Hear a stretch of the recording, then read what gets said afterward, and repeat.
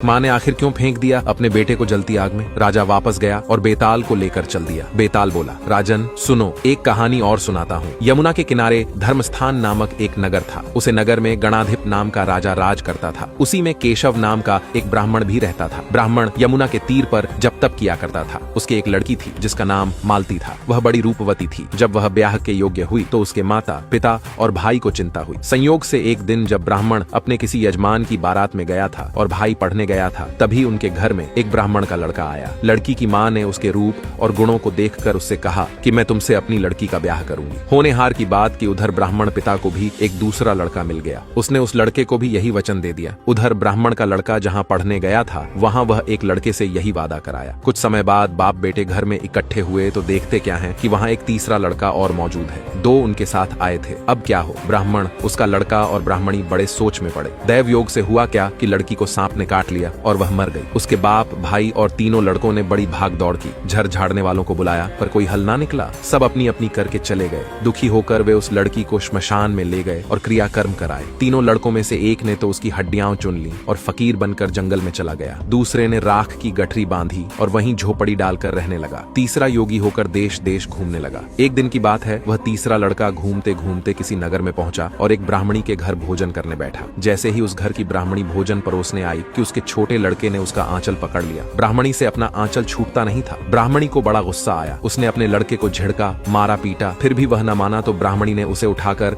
जलते चूल्हे में पटक दिया। लड़का जलकर राख हो गया। ब्राह्मण बिना भोजन किए ही उठ खड़ा हुआ। घर वालों ने बहुत कहा पर वह भोजन करने के लिए राजी न हुआ। उसने कहा, जिस घर में ऐसी राक्षसी हो उसमें मैं भोजन नहीं कर सकता। इतना सुनकर वह आदमी भीतर गया और संजीवनी विद्या की पोथी लाकर एक मंत्र पढ़ा। जलकर राख हो चुका लड़का फिर से जीवित हो गया। यह देखकर ब्राह्मण सोचने लगा कि अगर यह पोथी मेरे हाथ पड़ जाए तो मैं भी उस लड़की को फिर से जिंदा कर सकता हूँ। इसके बाद उसने भोजन किया और वहीं ठहर गया। जब रात को सब खा पी कर सो गए तो वह ब्राह्मण चुपचाप वह पोथी लेकर चल दिया। जिस स्थान पर उस लड़की को जलाया गया था वहां जाकर उसने देखा कि दूसरे लड़के वहां बैठे बातें कर रहे हैं। इस ब्राह्मण के यह कहने पर कि उसे संजीवनी विद्या की पोथी मिल गई है और वह मंत्र पढ़कर लड़की को जिंदा कर सकता है, उन दोनों ने हड्डियां और राख निकाली। ब्राह्मण ने जैसे ही मंत्र पढ़ा वह लड़की जी उठी। अब तीनों उसके पीछे आपस में झगड़ने लगे। इतना कहकर बेताल बोला, राजा बताओ कि वह लड़की किसकी स्त्री होनी चाहिए? राजा ने जवाब दिया, जो वहाँ कुटिया बनाकर रहे उसकी। बेताल ने पूछा, क्यों? राजा बोला, जिसने हड्डियां रखी वह तो उसके बाप के बराबर हुआ। जिसने विद्या सीखकर जीवन दान दिया वह बाप के बराबर हुआ। जो राख लेकर रम रहा वही उसकी हकदार है। राजा का यह जवाब सुनकर बेताल फिर पेड़ पर जा लटका। राजा को फिर लौटना पड़ा और जब वह उसे लेकर चला तो बेताल ने तीसरी कहानी सुनाई।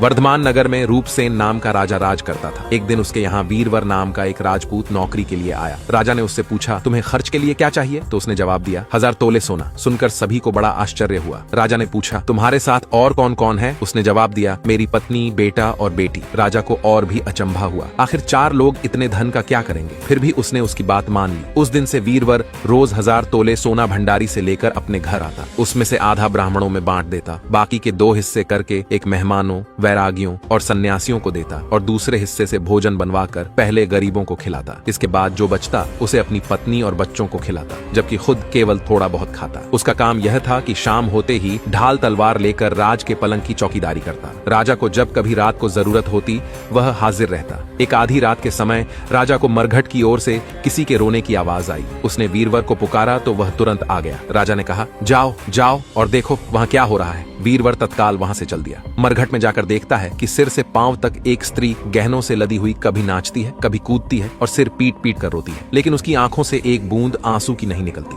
वीरवर ने पूछा, तुम कौन हो? क्यों रोती हो? उसने कहा, मैं राजलक्ष्मी हूँ। रोती इसलिए हूँ कि राजा विक्रम के घर में खोटे काम होते हैं, इसलिए वहाँ दरिद्रता का डेरा पड़ने वाला है। मैं वहाँ से चली जाऊंगी और राजा दुखी होकर 1 महीने में मर जाएगा। सुनकर वीरवर ने पूछा, इससे बचने का कोई उपाय है? स्त्री बोली, हाँ है। यहाँ से पूरब में 1 योजन पर एक देवी का मंदिर है। अगर तुम उस देवी पर अपने बेटे का शीश चढ़ा दो तो विपदा टल सकती है। फिर राजा 100 वर्षों तक बेखटके राज करेगा। वीरवर घर आया और अपनी पत्नी को जगाकर सब हाल कहा। पत्नी ने बेटे को जगाया और बेटी भी जाग पड़ी। जब बालक ने बात सुनी तो वह खुश होकर बोला, आप मेरा शीश काटकर जरूर चढ़ा दें। इससे आपकी आज्ञा दूसरे स्वामी का काम और यह देह देवता पर चढ़े। इससे बढ़कर बात और क्या होगी, आप जल्दी करें। वीरवर ने अपनी पत्नी से कहा, अब तुम बताओ। पत्नी बोली, स्त्री का धर्म पति की सेवा करने में है। निदान चारों जने देवी के मंदिर में पहुंचे। वीरवर ने हाथ जोड़कर कहा, हे देवी, मैं अपने बेटे की बलि देता हूँ, मेरे राजा की 100 वर्षों की उम्र हो। इतना कहकर उसने इतना जोर से खंडित मारा कि लड़के का शीश धड़ से अलग हो गया। भाई का यह हाल देखकर बहन ने भी खंडित से अपना सिर अलग कर डाला। बेटा बेटी चले गए तो दुखी माँ ने भी उन्हीं का रास्ता पकड़ा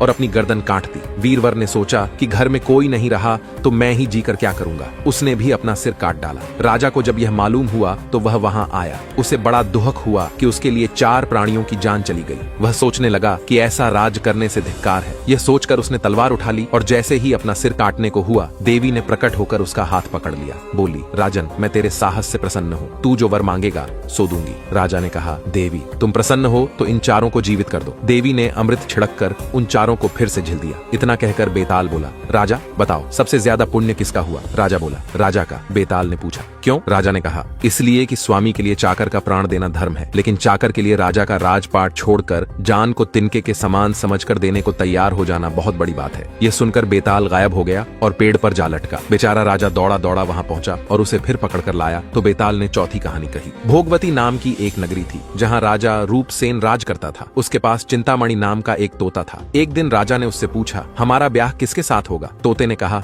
मगध देश के राजा की बेटी चंद्रावर्त के साथ होगा। राजा ने ज्योतिषी को बुलाकर पूछा तो उसने भी यही कहा। उधर मगध देश की राजकन्या के पास एक मैना थी, उसका नाम था मदन मंजरी। एक दिन राजकन्या ने उससे पूछा कि मेरा विवाह किसके साथ होगा, तो उसने कह दिया कि भोगवती नगर के राजा रूपसेन के साथ। इसके बाद दोनों का विवाह हो गया। रानी के साथ उसकी मैना भी आ गई। राजा रानी ने तोता मैना का ब्याह करके उन्हें एक पिंजड़े में रख दिया। एक दिन की बात है कि तोता मैना में बहस हो गई। मैना ने कहा, आदमी बड़ा पापी, दगाबाज और अधर्मी होता है। तोते ने कहा, स्त्री झूठी, लालची और हत्यारी होती है। दोनों का झगड़ा बढ़ गया तो राजा ने कहा, क्या बात है, तुम आपस में लड़ते क्यों हो? मैना ने कहा, महाराज, मर्द बड़े बुरे होते हैं। इसके बाद मैना ने एक कहानी सुनाई। इलापुर नगर में महाधन नाम का एक सेठ रहता था। विवाह के बहुत दिनों बाद उसके घर एक लड़का पैदा हुआ। सेठ ने उसका बड़ी अच्छी तरह से लालन पालन किया, पर लड़का बड़ा होकर जुआ खेलने लगा। इस बीच सेठ मर गया। लड़के ने अपना सारा धन जुए में खो दिया। जब पास में कुछ न बचा तो वह नगर छोड़कर चंद्रपुरी नामक नगरी में जा पहुंचा। वहां हेमगुप्त नाम का साहूकार रहता था। उसके पास जाकर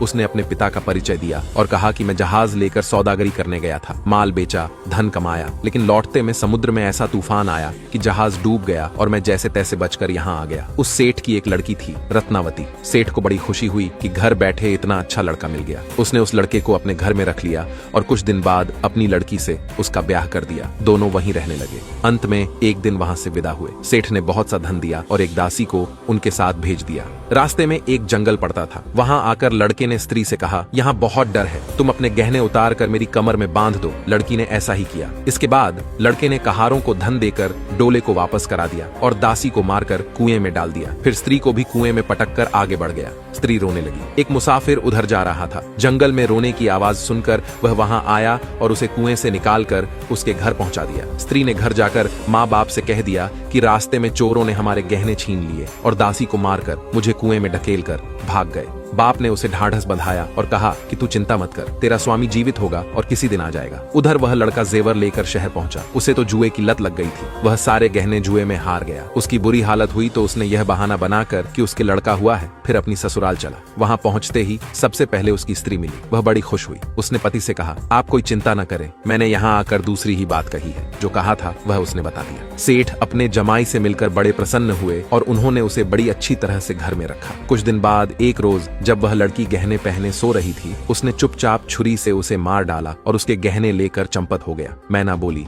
महाराज, यह सब मैंने अपनी आंखों से देखा। ऐसा पापी होता है आदमी। राजा ने तोते से कहा, अब तुम बताओ कि स्त्री क्यों बुरी होती है। इस पर तोते ने यह कहानी सुनाई। कंचनपुर में सागरदत्त नाम का एक सेठ रहता था। उसके श्रीदत्त नाम का एक लड़का था। वहां से कुछ दूर पर एक और नगर था, श्री विजयपुर। उसमें सोमदत्त नाम का सेठ रहता था। उसकी एक लड़की थी जिसे श्रीदत्त से ब्याह दिया गया था। ब्याह के बाद श्रीदत्त व्यापार करने परदेश चला गया। 12 बरस हो गए और वह न आया तो जयश्री व्याकुल होने लगी। एक दिन वह अपनी अटारी पर खड़ी थी कि एक आदमी उसे दिखाई दिया। उसे देखते ही वह उस पर मोहित हो गई। उसने उसे अपनी सखी के घर बुलवा लिया। रात होते ही वह उस सखी के घर चली जाती और रात भर वहां रहकर दिन निकलने से पहले ही लौट आती। इस तरह बहुत दिन बीत गए। इस बीच एक दिन उसका पति परदेश से लौट आया। स्त्री बड़ी दुखी हुई। अब वह क्या करे? पति हारा थका था। जल्दी ही उसकी आंख लग गई और स्त्री उठकर अपने दोस्त के पास चल दी। रास्ते में एक चोर खड़ा था। वह देखने लगा कि स्त्री कहाँ जाती है। धीरे धीरे वह सहेली के मकान पर पहुंची। चोर भी पीछे पीछे गया। संयोग से उस आदमी को सांप ने काट लिया था और वह मरा पड़ा था। स्त्री ने समझा कि वह सो रहा है। वहीं आंगन में पीपल का एक पेड़ था जिस पर एक पिशाच बैठा यह लीला देख रहा था। उसने उस आदमी के शरीर में प्रवेश करके उस स्त्री की नाक काट ली और फिर उस आदमी की देह से निकलकर पेड़ पर जा बैठा। स्त्री रोती हुई अपनी सहेली के पास गई। सहेली ने कहा, तुम अपने पति के पास जाओ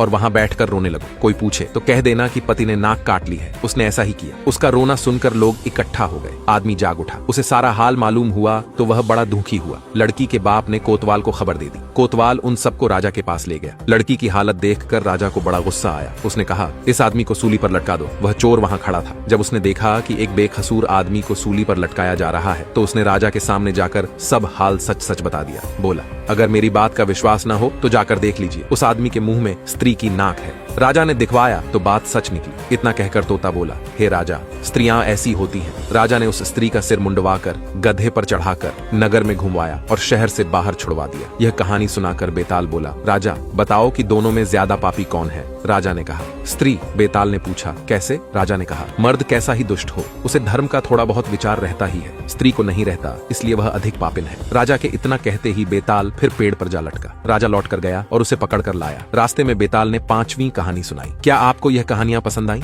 अगर हाँ तो अपने दोस्तों और परिवार के साथ जरूर शेयर करें।